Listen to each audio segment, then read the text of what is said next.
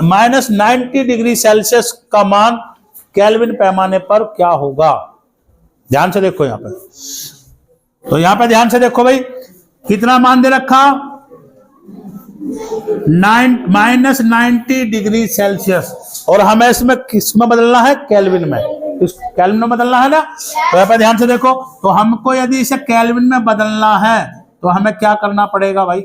मैंने तुम्हें बताया था, इसमें हम क्या करेंगे? 273 को क्या कर देंगे? ऐड कर देंगे। यदि हमें डिग्री सेल्सियस को केल्विन में बदलना है तो हम क्या करते हैं? प्लस 273 को उसमें ऐड कर देते हैं। तो अब मुझे बताओ, ये प्लस 273 अगर हम इसमें से माइनस कर दें 90, तो बताओ कितना बचेगा? ठीक है, तो कितना बचेगा? ये 3, ये यहाँ पे 8 और ये 1 है ना, तो कितना माना जाएगा इसका? 183 केल्विन। ठीक है, यदि सेल्सियस पैमाने में -90 डिग्री सेल्सियस मान है तो केल्विन पैमाने में कितना होगा? 183 केल्विन होगा। तो क्या कर देते हैं उसमें? प्लस 273 को क्या कर देते हैं? ऐड कर देते हैं।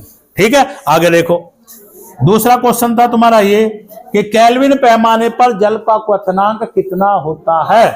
तो हमें मुझे बताओ, जल का क्वथनांक कितना होता है? जल का क्वथनांक बताओ भाई कितना होता है? जल का क्वथनांक हमें पता है कितना होता है? 100 डिग्री सेल्सियस। कितना होता है? 100 डिग्री सेल्सियस। जल का क्वथनांक 100 डिग्री सेल्सियस। तो अब देखो भाई, सेल्सियस से केल्विन में बदलना है तो हम क्या करते हैं? डिग्री सेल्सियस में 273 को हम क्या कर देते हैं? ऐड कर देते हैं। ये हमारा फॉर्मूला था, है ना?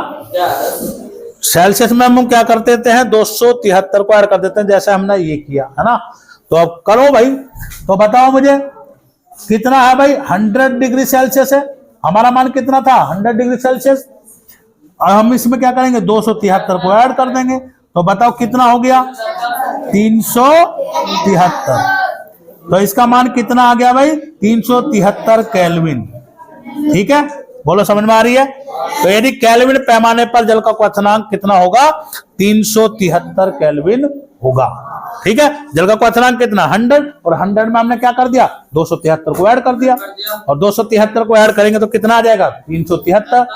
तो केल्विन पैमाने में जल का क्वथनांक कितना होता है? 373 होता है। ठीक है, अब एक क्वेश्चन और देखो, ये तुम्हारे लिए है।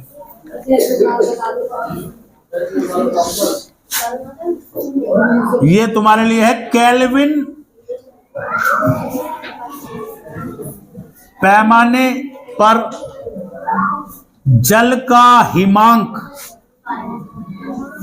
जल का हिमांक क्या होगा?